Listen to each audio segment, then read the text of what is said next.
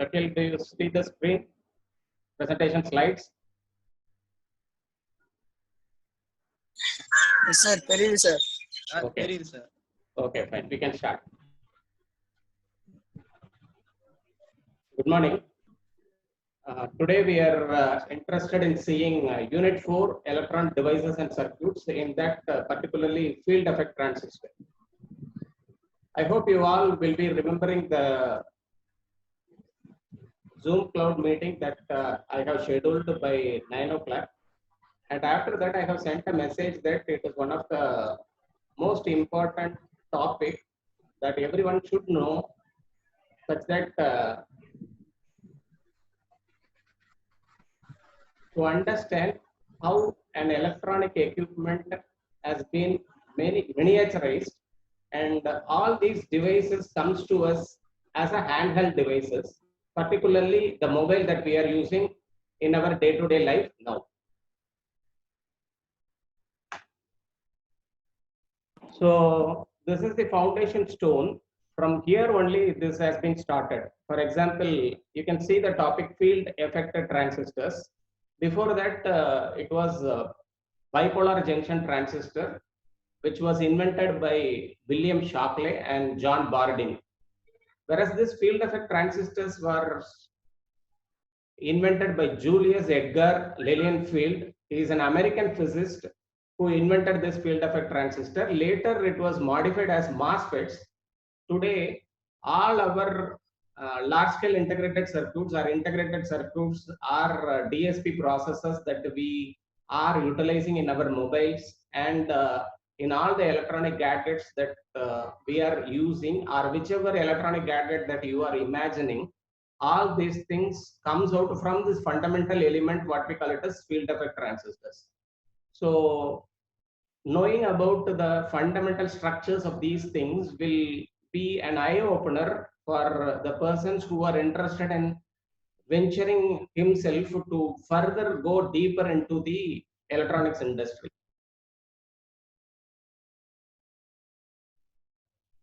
Let us see the introduction.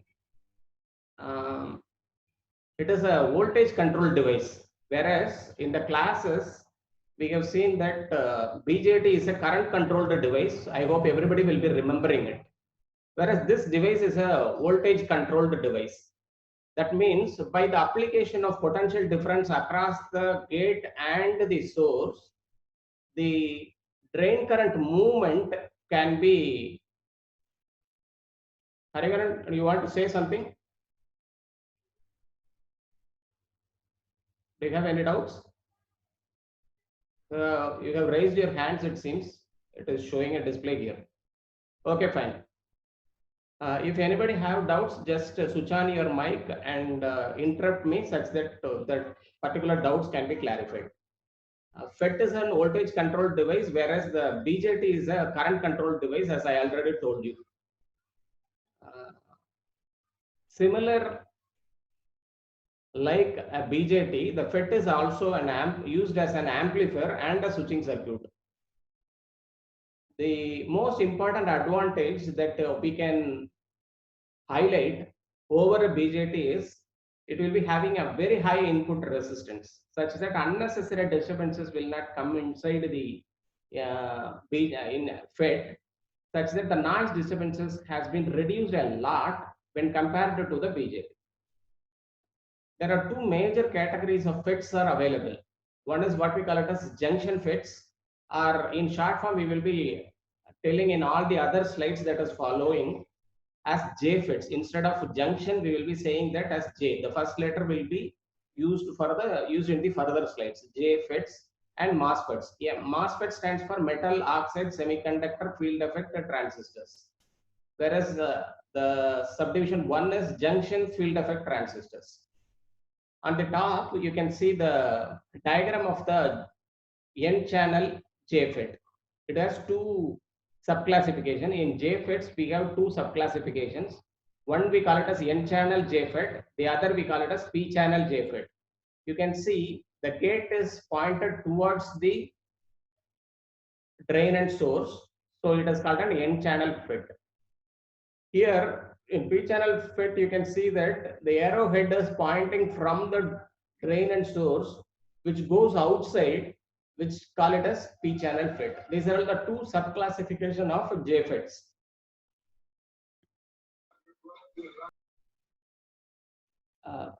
Yes. Junction field effect transistors. In that, we are interested in knowing the details of an N-channel JFET. Here you can see that an N-type semiconductor material is taken. On the top, it has been marked as drain. On the bottom, you can see that it is a source.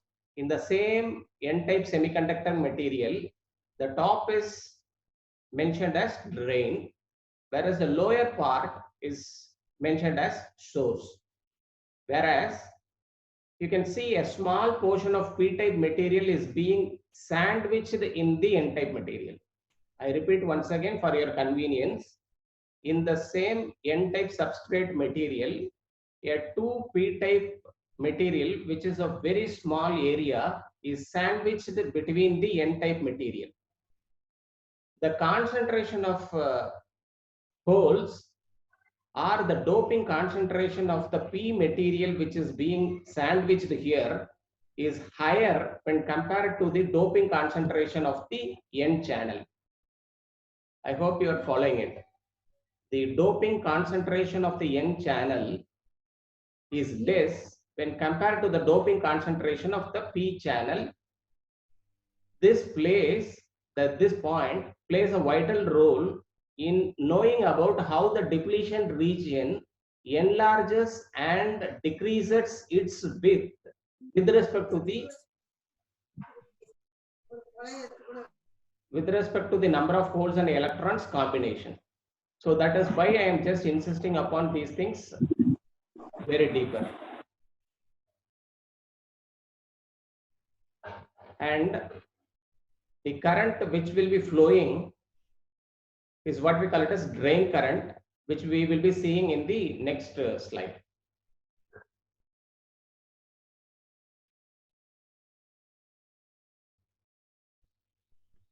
You can see here the drain current is represented by the letter I suffix D, which is moving in the direction from D towards the source. And the channel is subdivided into 3 sections, section A, B, and C. You can see A, B, and C. From bottom, if you see the resistance value from source to the point A, since the length is higher, the resistance will also be higher. I hope everybody will be remembering the formula of finding out the value of resistance. R is directly proportional to rho LA. L is in the numerator, that means it is directly proportional to the length of the resistance. Resistance is directly proportional to the length of the resistance. That means if the length is higher, the resistance will be higher. If the length of the resistance is small, then the resistance will also be small. You just take a multimeter and place the black probe here and the white probe at point number A. If you measure the value of these resistance, the resistance of this value will be higher when compared to the value of resistance that you measure from source to B and source to C. I repeat once again for your understanding. Just take a multimeter. You just imagine that the length of the conductor is being measured for resistance, and you place the black probe of the multimeter at the source terminal here. Then you can see in the channel,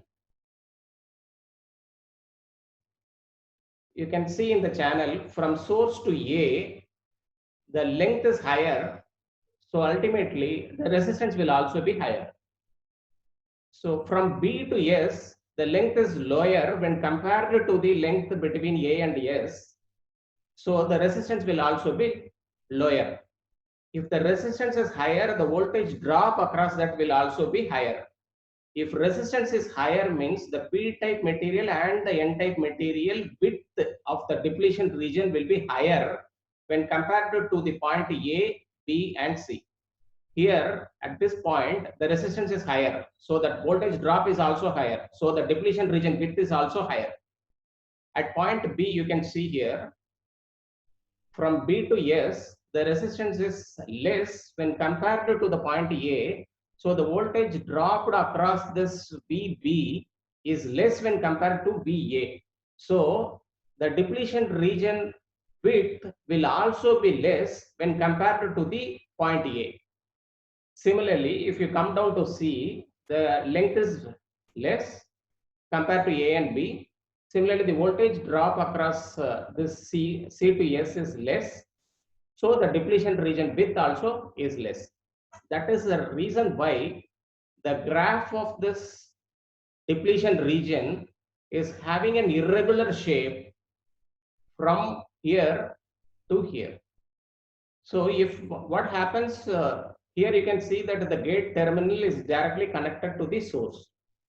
There is no gate source voltage applied here.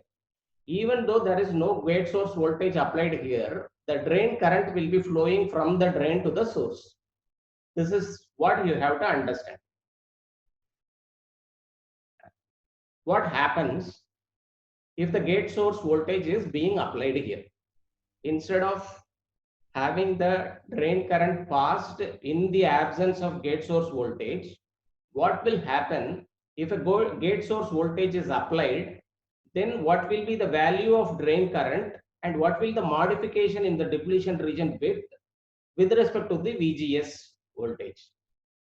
I hope everybody can understand. If anybody couldn't understand, kindly just switch on your mic and interrupt me such that I can clarify once more.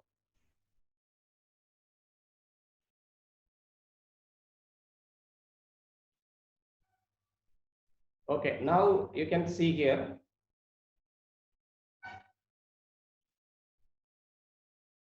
This is the figure where the previous figure is modified such that in a circuit form you can see that, where the previous case you have seen it as a semiconducting material, in that how the VDS voltage is being applied. This is the N channel FET. The arrow is pointed towards the drain and source, so it is an N channel FET.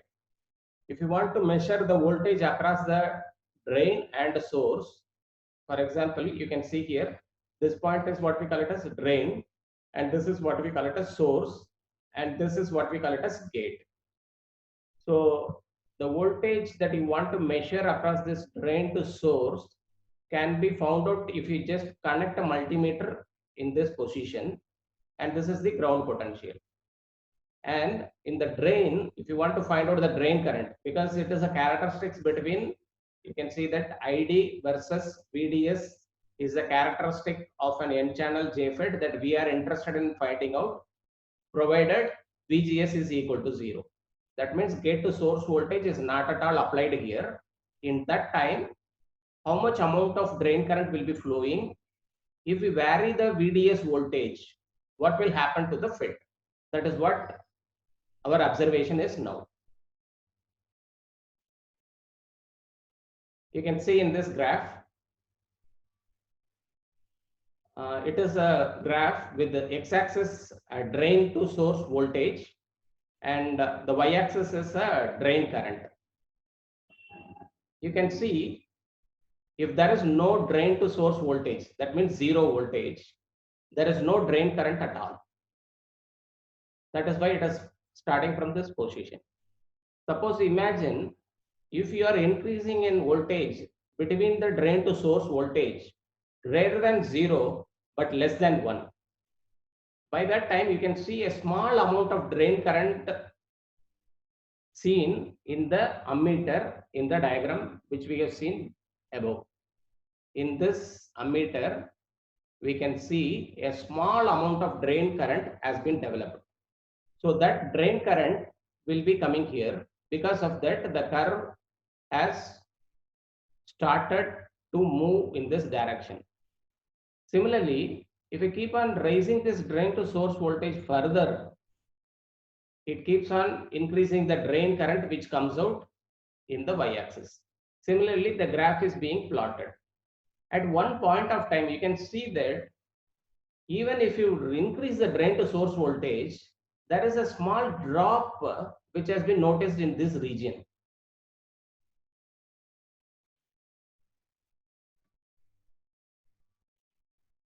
You can notice up to this point, the VDS and the ID are linearly increasing. That means linearly increasing means if I increase a small increment value of drain to source voltage, I can see an appreciable amount of drain current being increased. That is the reason why this graph has a linear characteristic up to this point.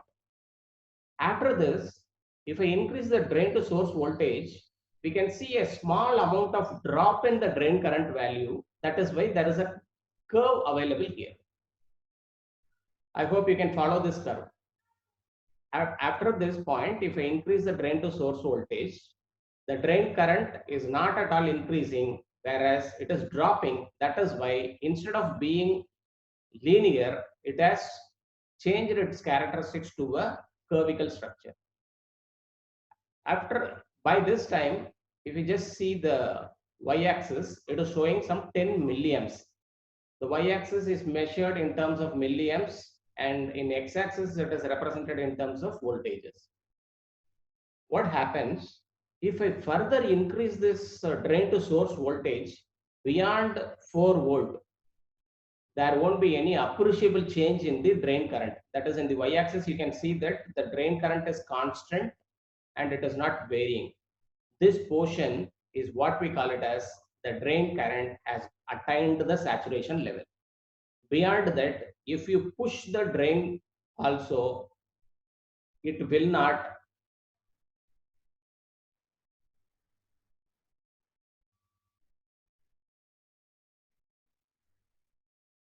increase the drain current. So from this portion, that is the dotted line portion, up to the breakdown region portion, that is, it is marked as 16, right? Up to this point, this is what we call it as pinch off region. That means there is no channel available for the current to flow in this direction. Pinch off means it has been pinched off. Channel is not available for the drain current to flow. That is what we call it as pinch off region.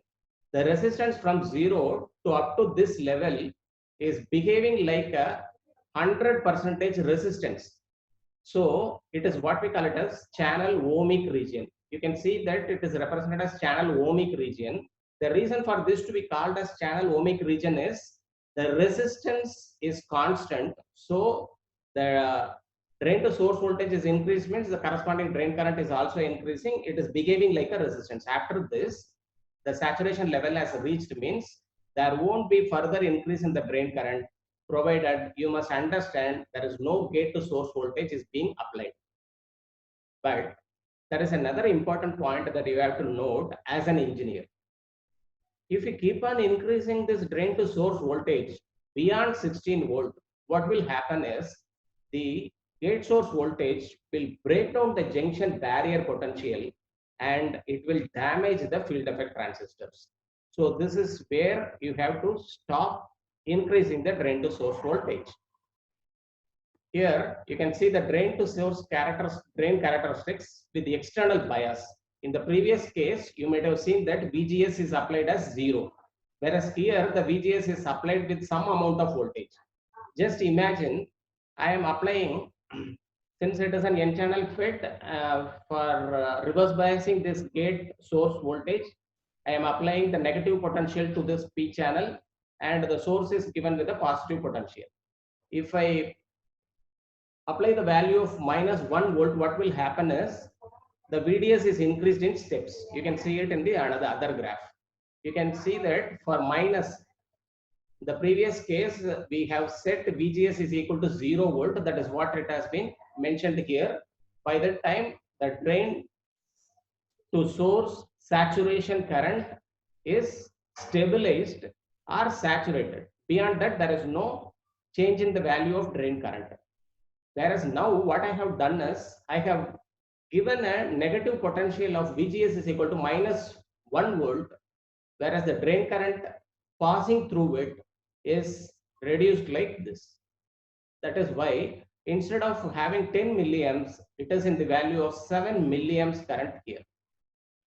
So this is what we call it as pinch off voltage for VGS is equal to -1 volt. That is below 4 volt, the pinch off voltage is mentioned here for VGS is equal to -1 volt. Whereas in the top graph, VGS is equal to 0, the peak voltage or the pinch off voltage is shown here with the second dotted line. This is the breakdown voltage for VGS is equal to -1 volt. You can see from the graph VGS is equal to 0 and VGS is equal to 1 volt.